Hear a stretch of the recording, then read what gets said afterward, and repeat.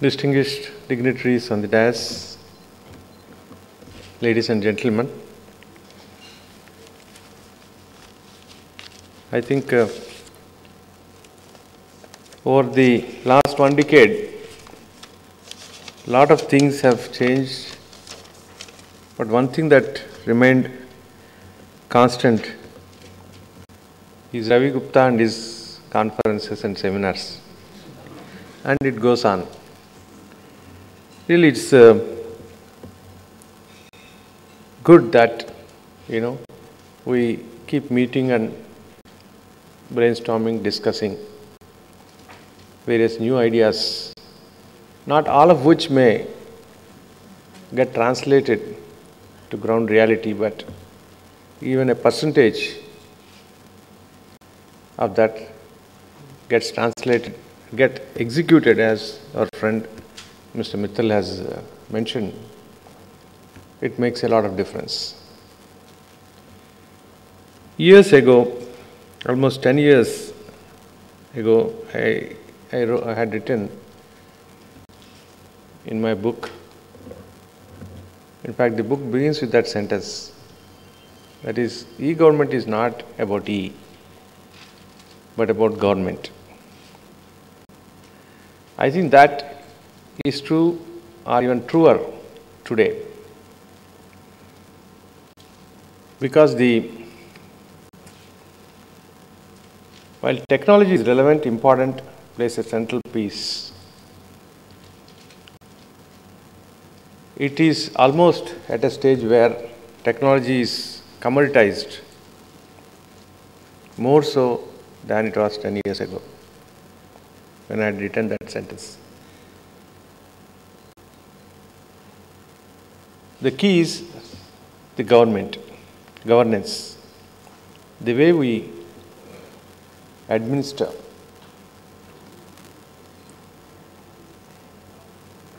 What kind of difference should we make? What kind of change in the mindset of those who govern? Already we see a lot of changes happening all around. The very meaning of governance is undergoing a change, if you can call it. Fundamentally, who governs whom? Who is the governed and who is the governor? You see, I think there is a lot of change in this last 1 decade. We have right to information, for instance, which says that the citizen is really, in a sense, the owner of the information. He has the right to know what kind of information is available in the government. We have right to education, right to work, right to service, and right. Yesterday I was having a dialogue with UNESCO. We were discussing about inclusion, aspects related to inclusion. Then right to inclusion will be not far away from now, which shows that our understanding of the word governance is getting transformed into a totally different paradigm altogether. And we should prepare ourselves, we should design our systems in such a manner as to subserve this new paradigm.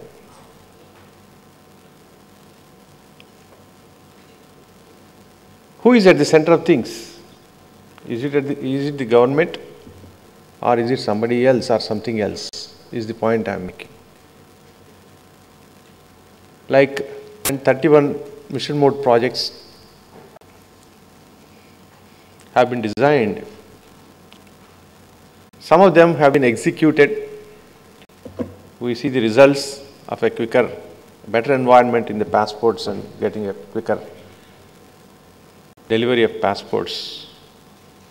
and no paper in company affairs or corporate affairs.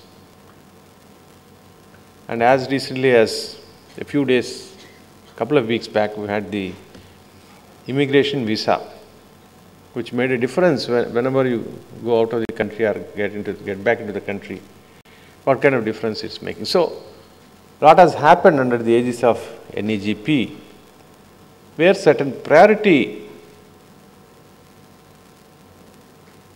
of the government have been translated into, a more efficient set of services.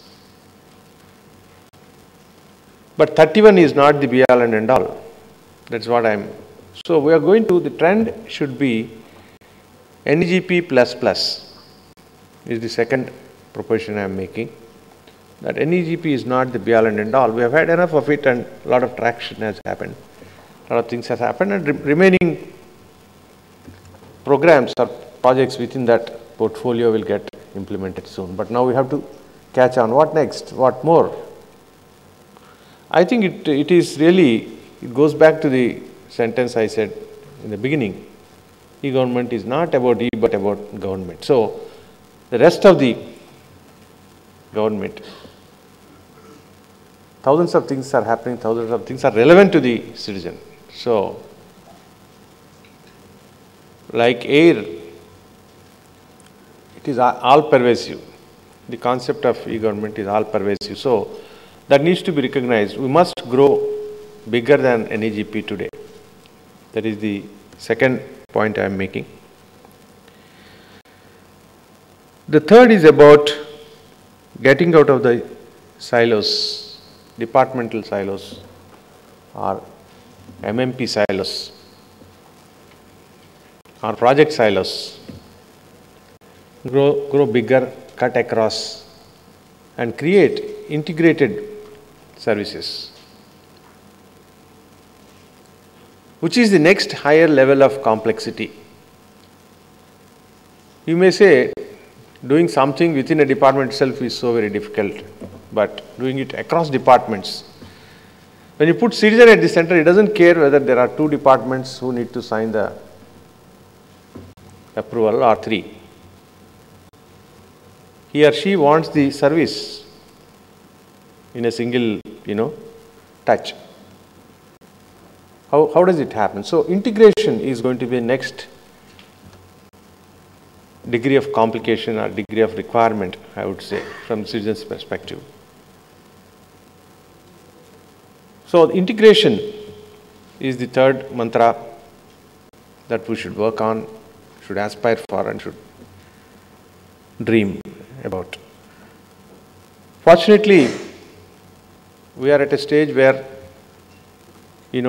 the integrating factors, for instance, the Aadhaar, which integrates anything and everything that the citizen has to do with the government, that is falling in place.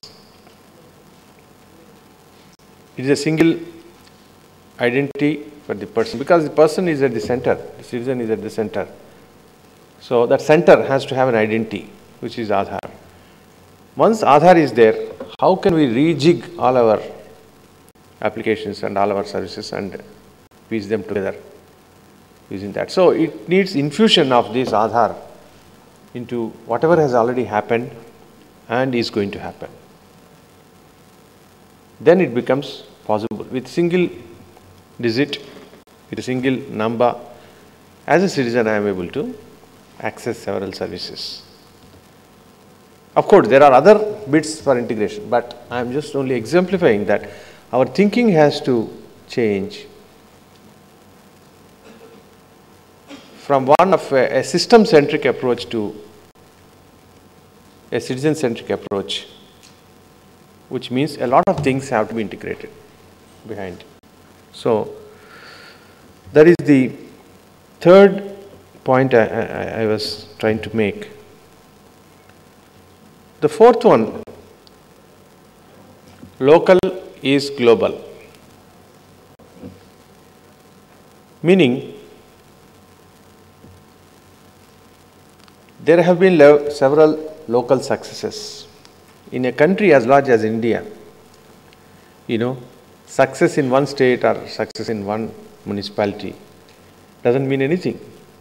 It may mean everything to a few people, but nothing to the people next door.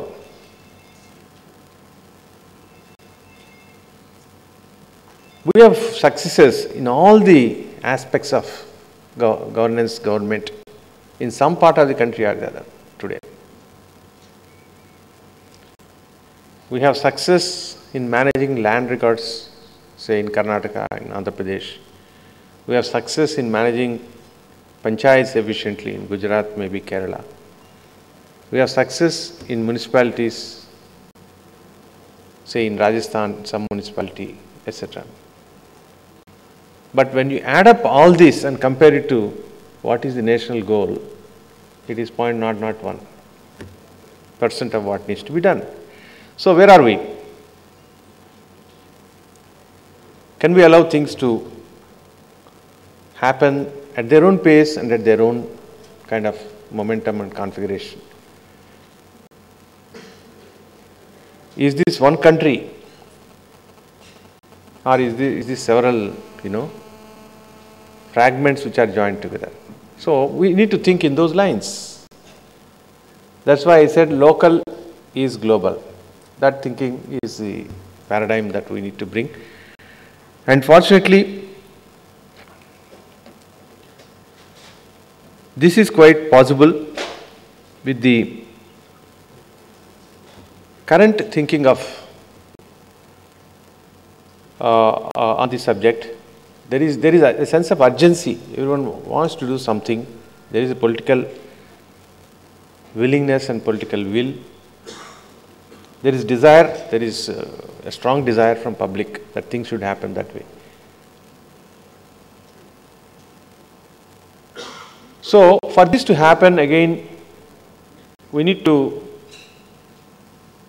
have several enabling factors. One is a technology piece. Does the technology allow that to happen? A success in one place is a success across the country.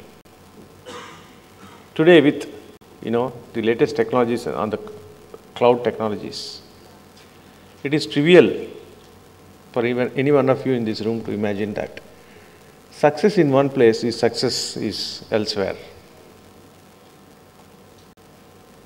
It has to happen also in terms of the acceptance of others' success, which is a difficult proposition,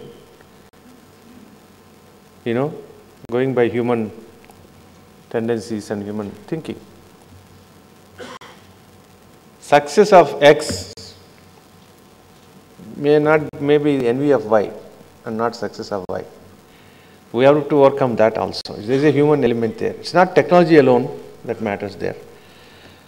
Fortunately, there is a lot of awakening, there is a lot of demand. When we floated this idea around, then there is a lot of receptivity to that idea. Yes, we don't care who created that success.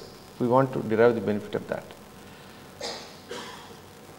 There is a change management angle to it besides the technology angle. So this kind of a thinking we are propagating in a very simple slogan, which is called 1 + 1 = 35. Why 35? Because we have 35 states and union territories in this country. Why can't you take success of one, create a platform in the middle? The platform is not technology alone, but technology plus. There is a human element, there is a commercial element, there is a business model element, everything. 1 + 1 = 35. It's a dream today, but when Ravi calls us after a couple of years, let us see how much of it will be a reality. Then we have, what is 1,000 transactions would become 1,000,000 transactions across the country. 1,000 transactions in one part of the country will become 1,000,000 transactions, benefiting or impacting million citizens. across the country. And one thing we are trying also to sell along with this is, you start counting chicken at this point. The days of counting the eggs are over and you start counting your chicken. Since how many people are you impacting every day, every month through your e-efforts? You've been talking of e-governance for a decade at least in this country.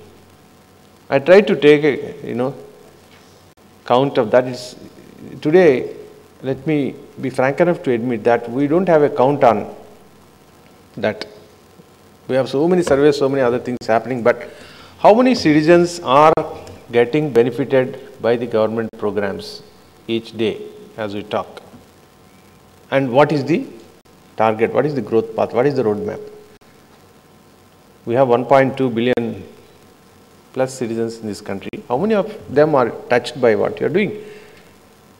Entire effort, your entire existence, your entire justification for your existence depends on that number. What is that number? We are, last few weeks, we are trying to get at a good estimate of that number. And we may end up with a figure of about 20 crore or 200 million citizens touched every month. And how big should this number be if you have to call, that you are successful across the country? Could it be 50 crores in the next couple of years or something else? So we are working on that single number, which is a magic number which we should attain. Just as Ravi was mentioning that he is going to cross 1 billion mobiles pretty soon. So what is this number that we have to cross if we have to say that we are really impacting and it is making a difference to the citizen in this country, whether it is Mizoram or whether it is Kerala. So that is the fourth point I was trying to make. That is, in short, 1 plus 1 is equal to 35. We should aim at that. Then we need to look at also another thing which is happening undercurrent is the need for the institutions that are engaged in this to be transformed. Institutions both within the government, in the semi-government, in the industry, in the private sector, in the NGOs sector as well, to be transformed to meet this new challenge or new kind of thinking. Institutions, for instance, like NIC, the various components in the ministries, state governments,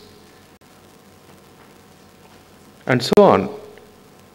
What kind of a breed of people, breed of experts, breed of professionals do we need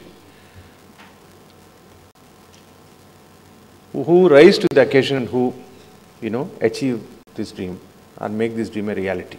How many such people do we need at top, medium and cutting edge levels? What kind of skills do they need and how to source them, how to inspire them, motivate them to do what we want them to do is the next challenge. It is the capacity building and human.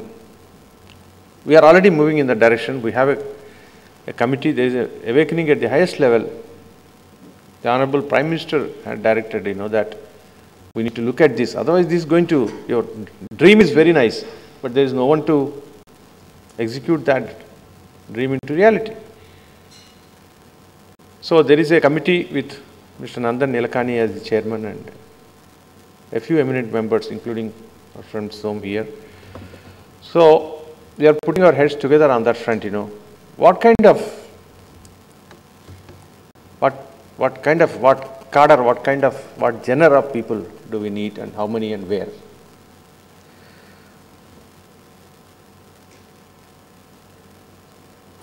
Then another aspect is the nature of service itself, the sixth one.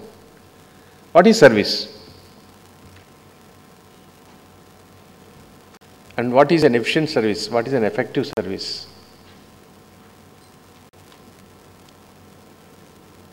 Is it the difference between translation and transformation is what I am meaning here. There is a lot of transformation that is, you have to rediscover the government. You have to rediscover the government process. You have to throw out the inefficient process, the non-value adds. And then talk about e-governance. Then it makes better sense. So, the redefinition of services from different perspective. Number one, services should be citizen-centric. Number two, they should be efficient. Number three, they should be effective. So, the rethinking on the services, the definition of service should undergo a fundamental redefinition. And it's not as if this is all a sermon for the future, but most of these things are happening and as I talk, and I'm only piecing it together, for a cogent understanding of where we are heading.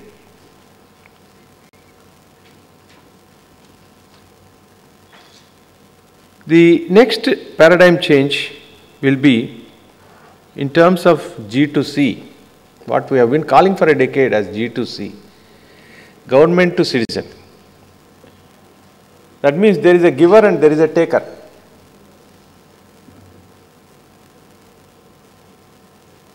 Should there be a change in that paradigm? G2C. Yes, I think it should be increasingly.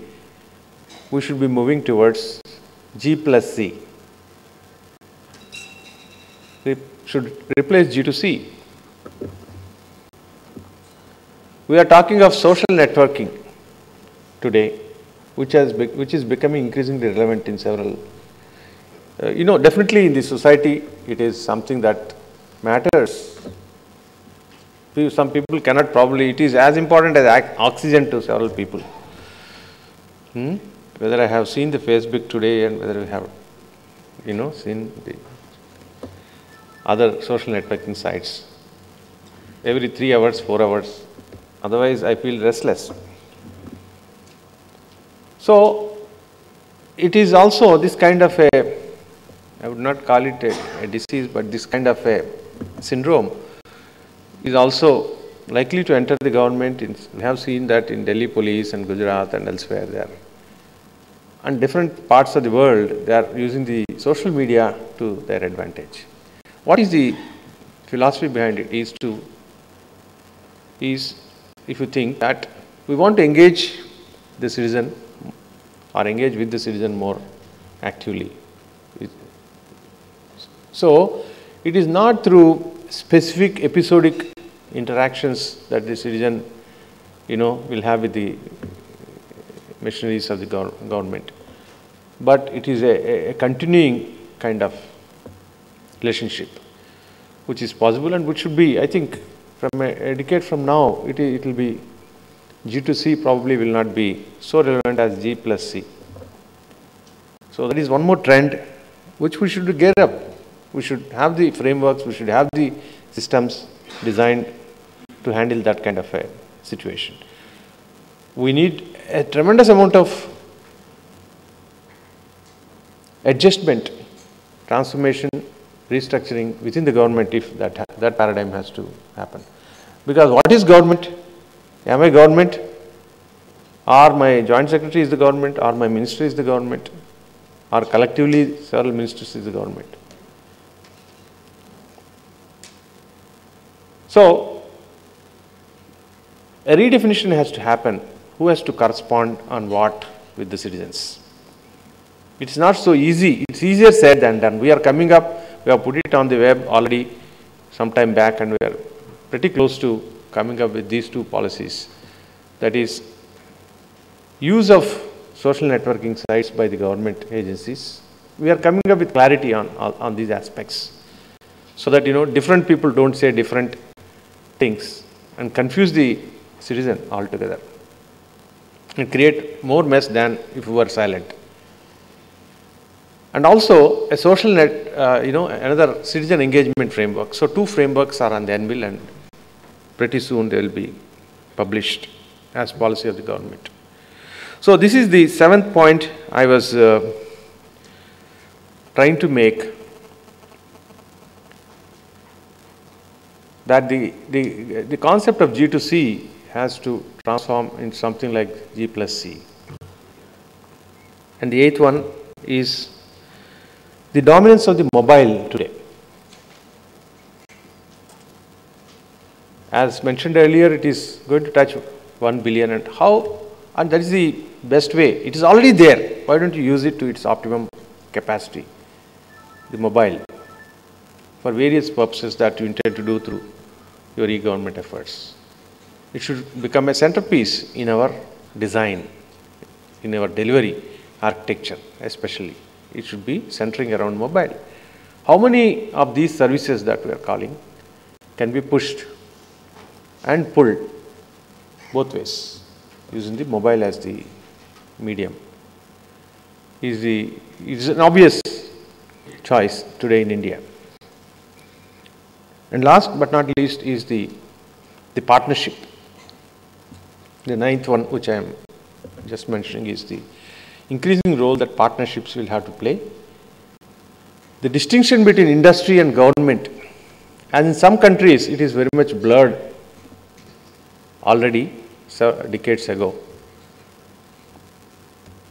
That should also happen here.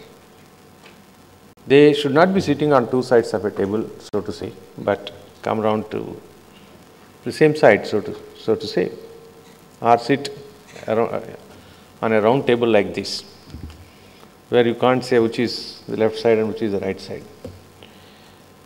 So in practical sense, what I am saying is that the increasing role that the industry has to play in such a scenario like this, such a gigantic task like this, it's no longer it should not be any longer rather a case of who is a buyer and who is a seller. It's not a vendor and a vendee kind of relationship. It is a partner and a partner relationship that should dictate terms. There should be more trust, and our contracts, which are currently a little archaic in this sense, they are not designed for this kind of a partnership. We need to have a rethinking on our contractual arrangements with the industry, and so that there is more, partnership in real sense of the word. So I would think that if you are talking of governance and e-governance of the future, these 9 aspects are what I consider fundamental.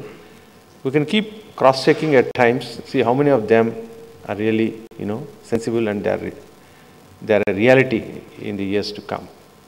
So I just wanted to share some of my thoughts in this forum, and I thank the organizers for giving me this opportunity. Thank you very much.